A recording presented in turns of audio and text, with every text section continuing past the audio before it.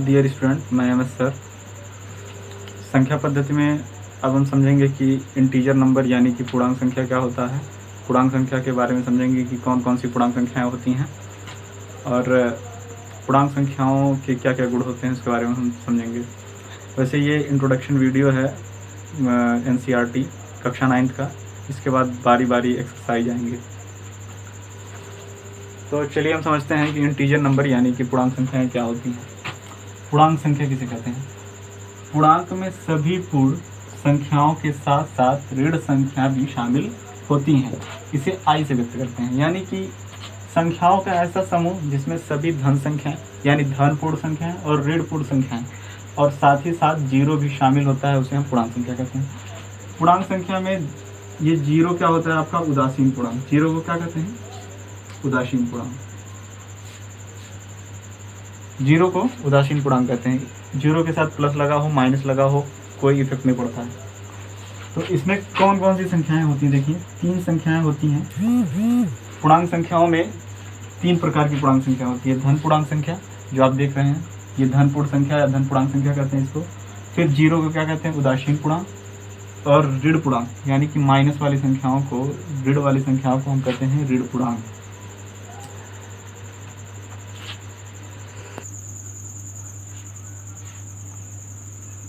Students, अब हम even और ऑड नंबर को समझेंगे। इवन नंबर किसे कहते हैं यानी कि सम संख्या किसे कहते हैं? वे संख्याएं जो 2 से पूर्णतः विभाजित हो जाएं उन्हें हम सम संख्या कहते हैं। वे संख्याएं जो 2 से पूर्णतः विभाजित हो जाएं। हम 2 से भाग देके देखेंगे जब 2 में, तो हम देख रहे हैं 2 1 जा 2 यानी एक बार में कट जा रहा है। 6 को लीजिए, 2 3 6 पूरी तरह कट जा रहा है। यानी कि वे संख्याएं जो 2 से पूरी तरह से क्या हो जाए? विभाजित हो जाएं, कट जाएं, उन्हें हम क्या कहेंगे? उन्हें हम सम संख्या यानी कि इवन नंबर कहेंगे। इवन नंबर में क्या होती हैं? जैसे 2 4 6 8 10 12 14 16, ये सारी सभी संख्याएं 2 से कट जाएंगी, इसलिए क्या होंगी? सम संख्याएं होंगी। अब हम समझते हैं कि ऑड नंबर यानी कि विषम संख्याएं क्या होती हैं।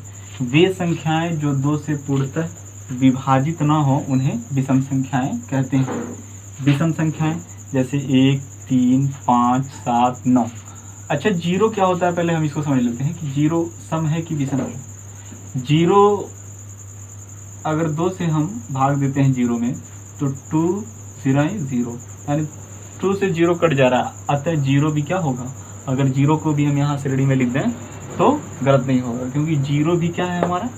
जीरो भी सम संख्या ही है। याद रखिएगा, जीरो क्या है? सम संख्या है। अब कभी कभी ये पूछता है कि ये ऋणात्मक संख्याएं हो तो क्या? ऋणात्मक संख्याएं हो तो क्या? ऋणात्मक संख्याएं भी होंगी। अगर 2 ऋणात्मक भी है तब भी क्या होगा? सम संख्या होगा। 4 ऋणात्मक भी है तो सम संख्या होगा। 6 ऋणात्मक भी है तो सम संख्या होगा। ठीक है, तो ये बात समझ लीजिए। और फिर 8 नंबर हम देखते हैं कि वे संख्याएं जो 2 से पूर्णतः विभाजित न हो उन्हें हम क्या कहते हैं? विषम संख्या कहते हैं। जैसे 2 से भाग दीजिए 1 में, तो दशमलव रख के 0 बढ़ाना पड़ेगा एंड दैट्स, उसके बाद फिर आपका हो जाएगा 0.5 आएगा। तो ये पूरी तरह से यानी 2 से विभाजित नहीं है। 1 3 भी 2 से पूरी तरह से विभाजित नहीं होगा, 1.5 नियर अबाउट आएगा, तो दशमलव में आ जा रहा है, अतः ये 2 से पूरी तरह से कट नहीं रहा है, इसलिए हम क्या कह देंगे कि ये सारी क्या है? विषम संख्याएं हैं। वैसे श्रेणी देखिए बन रहा है 1 3 5 7 9, तो ये क्या है? विषम संख्याएं हैं सारी, क्योंकि 2 से कटेंगी ही नहीं।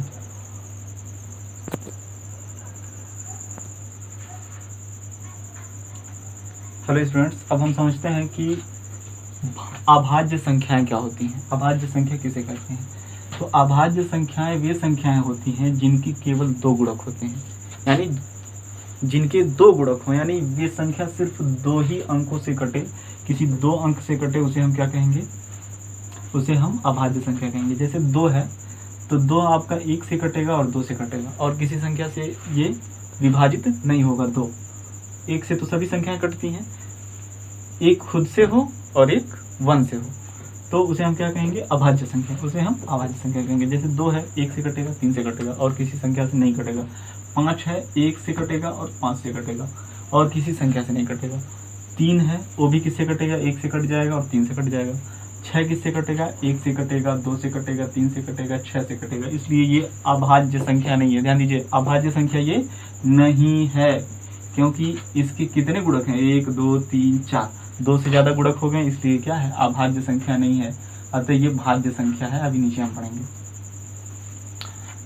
तो अभाज्य संख्या हो गया। भाज्य संख्या किसे कहते हैं, वे सभी संख्याएं जिनके 2 से ज़्यादा गुणक होते हैं उन्हें क्या कहते हैं, भाज्य संख्या कहते हैं। ध्यान दीजिए, 4 है यानी 2 से ज़्यादा गुणक होने चाहिए। 4 है, इस 1 से कट जाएगा, 1 से सभी संख्या कटती हैं, 1 से कट जाएगा, फिर 2 से भी कट जाएगा, 2 दूनी 4, 4 से भी कट जाएगा, 4 1 4, 6 1 से कटेगा, 3 से कटेगा, 6 से कटेगा, यानी 2 से ज़्यादा इसके भी गुणक हैं, तो ये क्या हो जाएगा आपका भाज्य संख्या। 9 देख लीजिए, 9 क्या हो जाएगा, 1 से कटेगा, 3 से कटेगा और फिर 9 से कटेगा, ये भी आपकी भाज्य संख्या हो गई। 16 किससे कटेगा, 16 आपका 2 से, 4 से, 8 से, फिर 16 से, 2 8 16, 4 चौका 16, 8 दूनी 16 और 16 करने 16।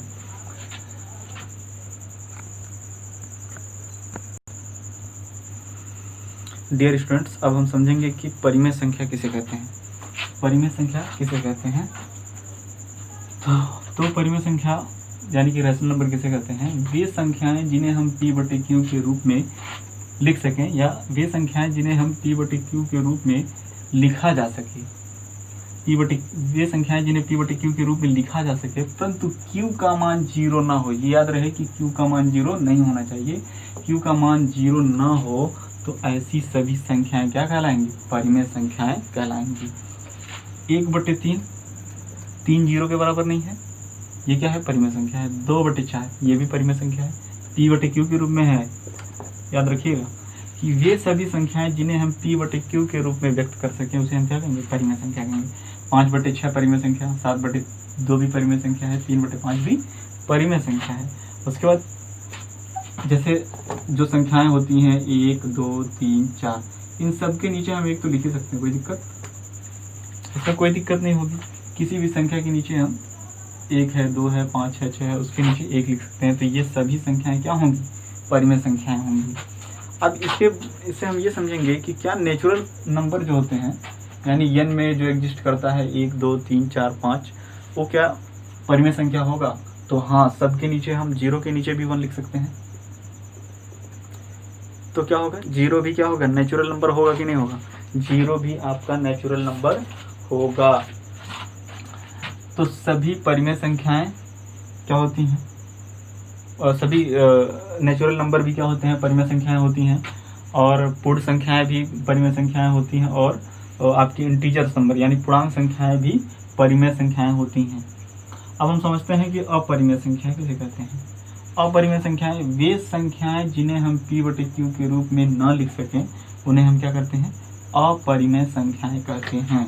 जैसे आपका कड़ी में 3 अपरिमेय संख्या है, पाई भी याद रखिएगा कि ये अपरिमेय संख्या है, कड़ी में 2 अपरिमेय संख्या है, क्योंकि ये रूट से नहीं निकलेगा। 4 क्या होगा, परिमेय होगा कि अपरिमेय होगा, 4 2 × 2 ± 4, ये क्या हो जाएगा, परिमेय संख्या। अंडर रूट में जब हम इसका फैक्टर करेंगे तो 2 × 2 आ जाएगा, तो सॉरी बाहर 2 निकल जाएगा, तो ये क्या हो जाएगा, परिमेय संख्या हो जाएगा। तो 4 क्या होगा, अंडर रूट में 4 अपरिमेय संख्या नहीं होगा।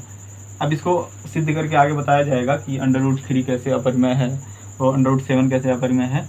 और ये भी याद रखिएगा कि जब अपरिमेय में परिमेय संख्याएं जोड़ी जाती हैं या इनका गुणा होता है तो ये भी क्या होती हैं, अपरिमेय संख्याएं हो जाती हैं, ये भी अपरिमेय संख्या हो जाती हैं। तो इसको नोट कर लीजिए, उसके बाद हम आगे बढ़ते हैं।